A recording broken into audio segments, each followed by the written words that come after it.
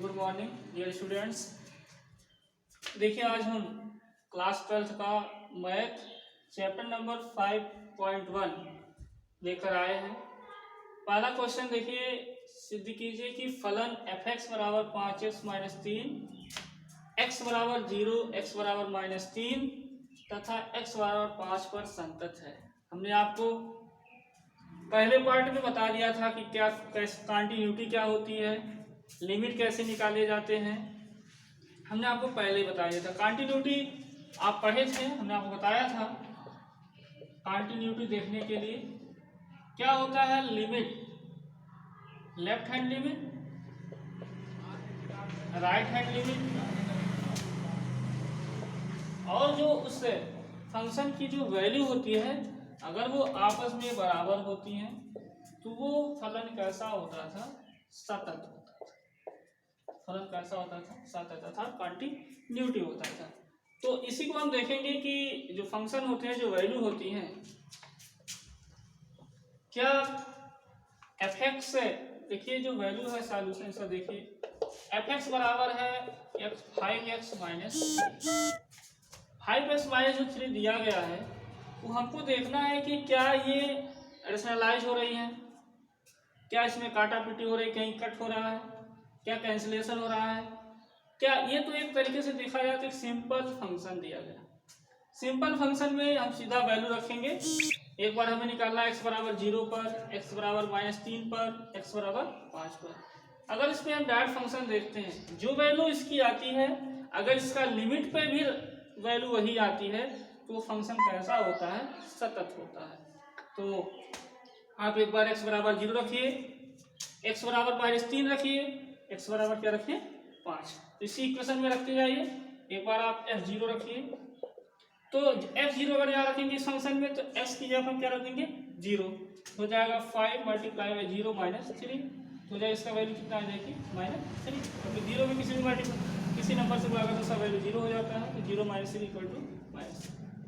फिर हम इसी इक्वेशन में f बराबर क्या रखें -3 अगर रखते हैं तो s की जगह हम क्या रखेंगे -3, तो हो जाएगा 5 गुणे -3 तो हो जाएगा -15 -3 इक्वल टू कितना -18। f -3 की वैल्यू कितनी आई -18। इसी तरीके से हम f5 रखिए, f5 रखेंगे, x बराबर क्या रखना है 5, तो इसमें रखिए इसी इक्वेशन में, इसी फंक्शन में 5 मल्टीप्लाई 5 -3 हो जाएगा 25 -3 बराबर।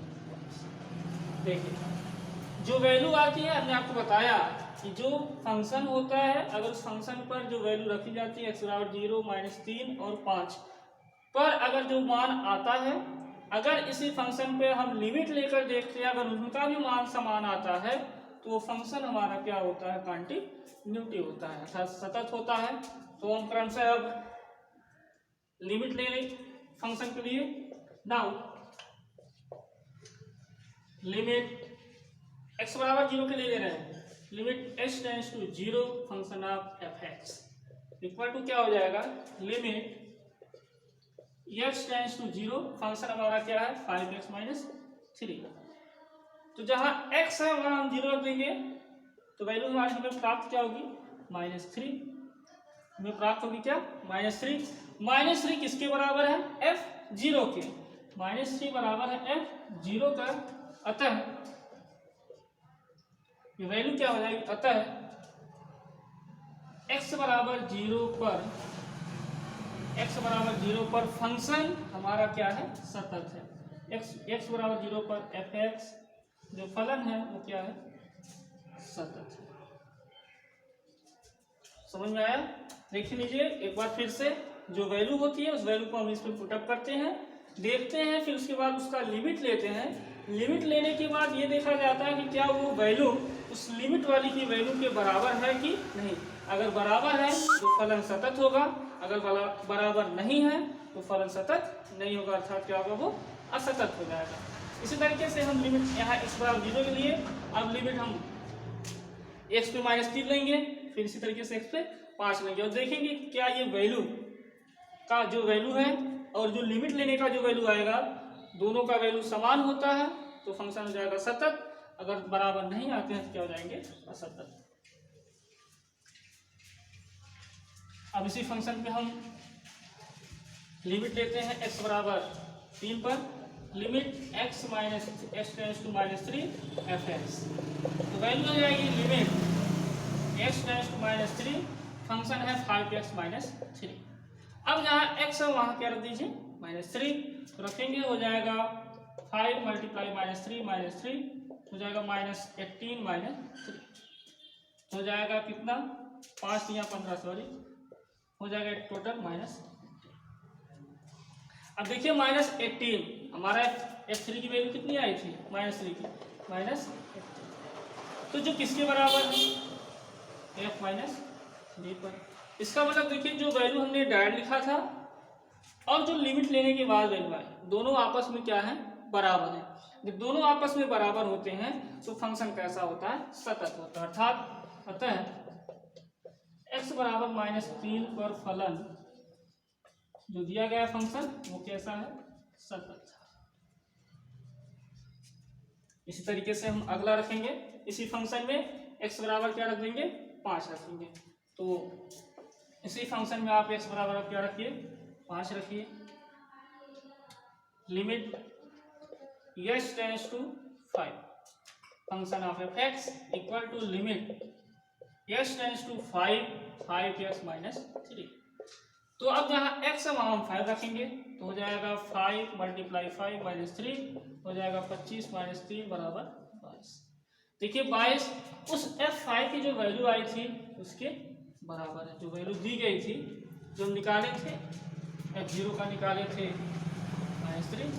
तो देखिए जो लिमिट x टेंस टू 5 पे वैल्यू 22 आई वो किसके बराबर होती थी, f5 की वैल्यू किसके बराबर हुई, f5, अर्थात जो वैल्यू फंक्शन की थी और जो वैल्यू लिमिट लेने के बाद आई वो दोनों आपस में क्या है, बराबर है।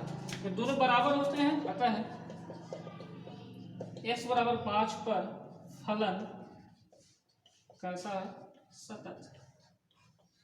इस तरीके से हमारा जो वैल्यू है सब क्या है, सतत है। चलिए अब दूसरे क्वेश्चन की तरफ चलते हैं।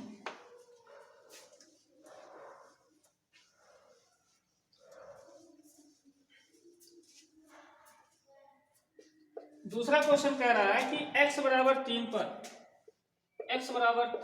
फलन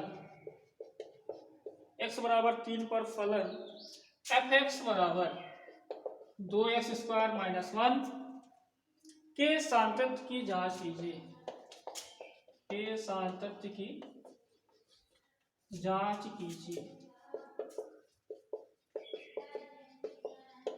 देखिए इसमें कुछ करना नहीं है, हमें x बराबर 3 पर पहले फंक्शन निकालना दिया गया f(x) बराबर, देखिए कुछ करना है इसमें बहुत, वो भी उसी तरीके से सवाल ये भी है, f(x) बराबर दिया गया है 2x² -1। पहले हम इस फंक्शन पर x बराबर 3 पर वैल्यू निकालेंगे, तो जाएगा f3 रखेंगे तो 2 हो जाएगा, यहाँ 3 का स्क्वायर करेंगे -1 तो जाएगा 2, 3 कवर करेंगे हो जाएगा 9 -1 इक्वल टू 18 -1 इक्वल टू कितना हो गया, मतलब इस फंक्शन पे f3 की वैल्यू कितनी आई 17। इसी तरीके से इस पर अगर हम लिमिट लेते हैं, लिमिट में भी लेते हैं, अगर देखते हैं कि अगर वो 17 आ जाता है लिमिट लेने के बाद तो वैल्यू क्या होगी, x बराबर 3 पर सातत्य होगी। तो limit s tends to 3 function of f(x) and करके लिखिएगा, हो जाएगा limit x tends to 3 function f(x) का कितना है 2x² -8। अब सीधा देखिए इसमें कुछ करने, इसमें ना तो रेशनलाइज होगा ना तो फैक्टराइजेशन होगा, तब हम डायरेक्ट क्या करते हैं इसमें वैल्यू पुट अप कर देते हैं। लिमिट लेने का तरीका, लिमिट लिखने का तरीका, लिमिट लिखने का सॉल्व, जो आप सॉल्व करते हैं क्वेश्चन आप 11th में पढ़ चुके हैं। यहाँ रखेंगे 2 3 का स्क्वायर -1 हो जाएगा 2 3 3 का 9 -1 तो हो जाएगा 18 -1 बराबर 17। देखिए 17 f3 के क्या है, बराबर है, अतः x बराबर 3 पर फलन कैसा है, सातत्य है अर्थात सतत है। इस तरीके से दूसरा भी सवाल सॉल्व हो गया। अब तीसरे सवाल की तरफ चलते हैं। तीसरा सवाल क्या कहता है,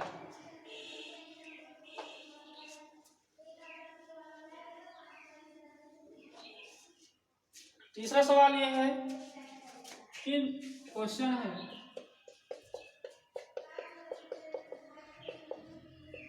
निम्नलिखित फलों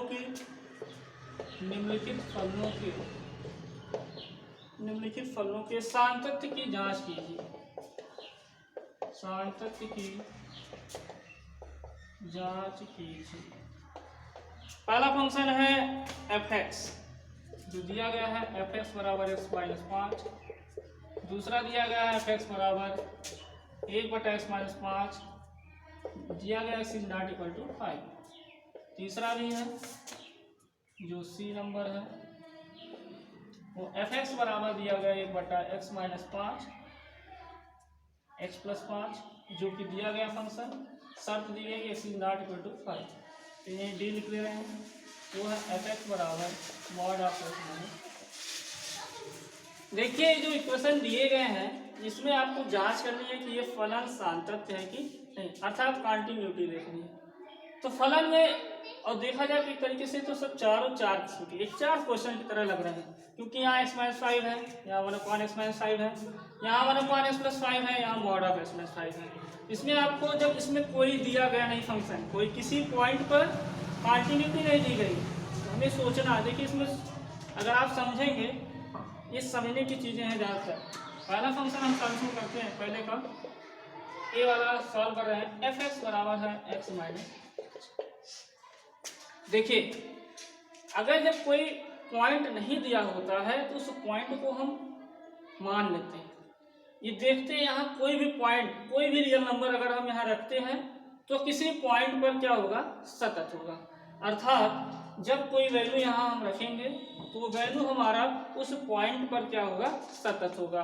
कहने का मतलब है कि इसे अगर हम समझें तो इसका मतलब है कि प्रत्येक वास्तविक संख्या के लिए फंक्शन कैसा होगा, सतत होगा। तो यहाँ हम लिख सकते क्या है कि fx जो है, fx प्रत्येक फंक्शन के लिए बिलोंग करता है रियल नंबर से, मतलब x belong to real number. यहाँ कोई भी आप रियल नंबर रखेंगे वो वैल्यू उस वैल्यू पर क्या होगा, उस फंक्शन पर क्या होगा, सतत होगा। अर्थात x r के लिए परिभाषित है, इसे हम कह सकते हैं कि ये रियल नंबर इसके लिए परिभाषित है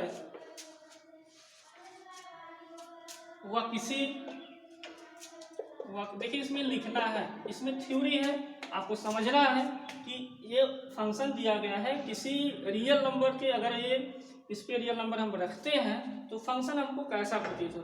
फंक्शन इस पे जब हम वैल्यू रखेंगे तो उस वैल्यू के लिए क्या होगा, सतत होगा। अर्थात जो इसमें रखेंगे किसी फंक्शन के लिए, जब किसी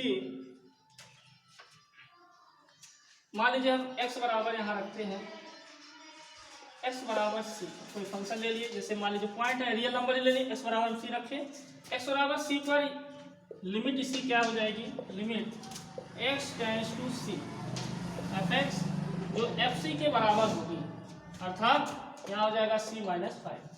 अगर हम इस फंक्शन में c रखते हैं fc में, जहाँ x होगा वहाँ हमारा क्या हो जाएगा, c माइनस 5। तो मतलब अतः जब देखिए कोई भी वैल्यू यहाँ रखेंगे वो x के लिए संतुष्ट करेगा। अतः यह फलन x बराबर c पर सांतत्य है। ठीक है, इसी तरीके से अगला क्वेश्चन क्या है, बी देख लीजिए।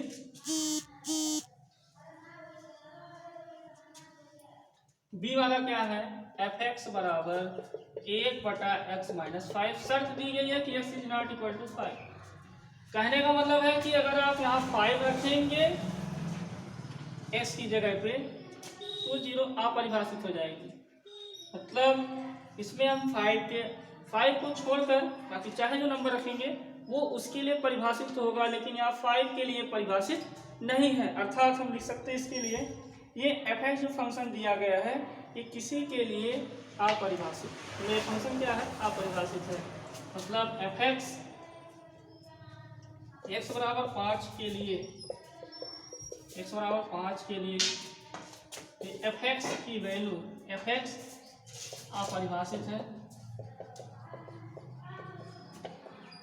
अतः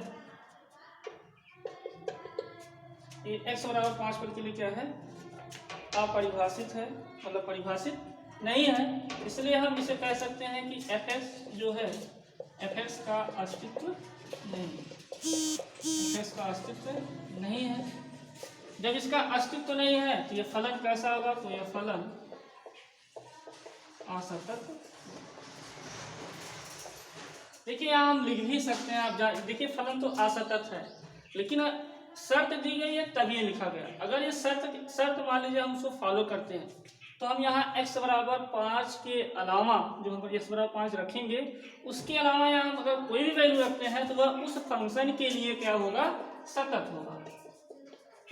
तब वह उस फंक्शन के लिए वैल्यू कैसी होगी, सतत होगी। चलिए अगले क्वेश्चन की तरफ।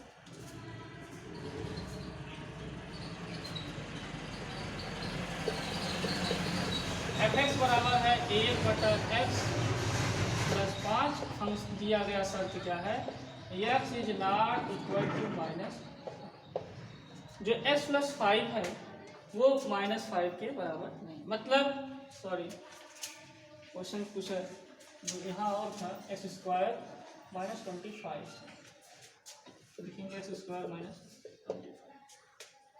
तो क्वेश्चन पहले सब देखिए, यहाँ दिख रहा है कि क्वेश्चन फैक्टराइजेशन होगा, क्योंकि यहाँ एक्स स्क्वायर के रूप में है, ए स्क्वायर माइनस बी स्क्वायर के रूप में है।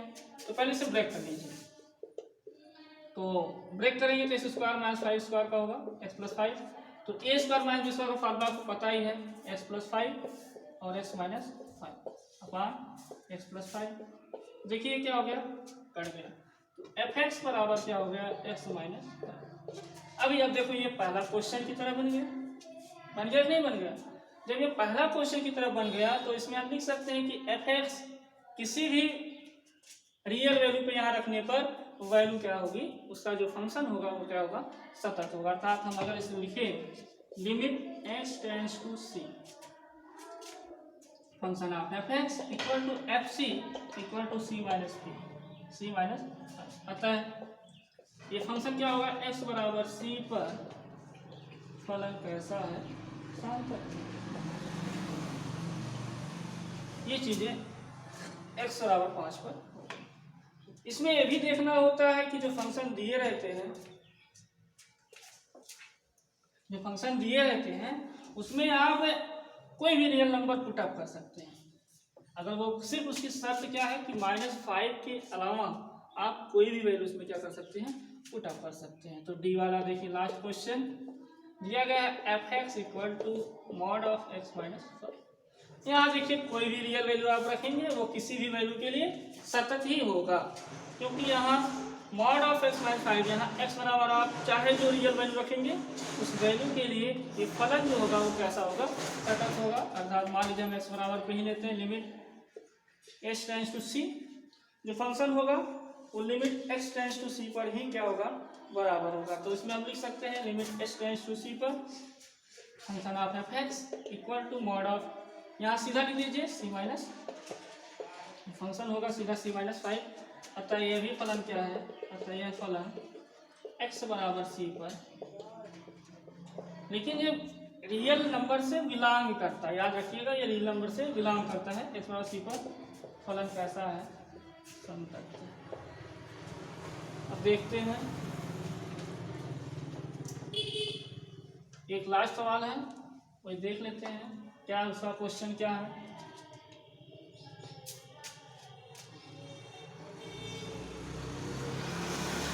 ना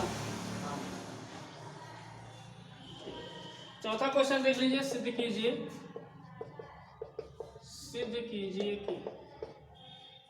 कीजिए कि f x equal to s की पावर एन जो है एक्स बराबर एन के लिए संतत है,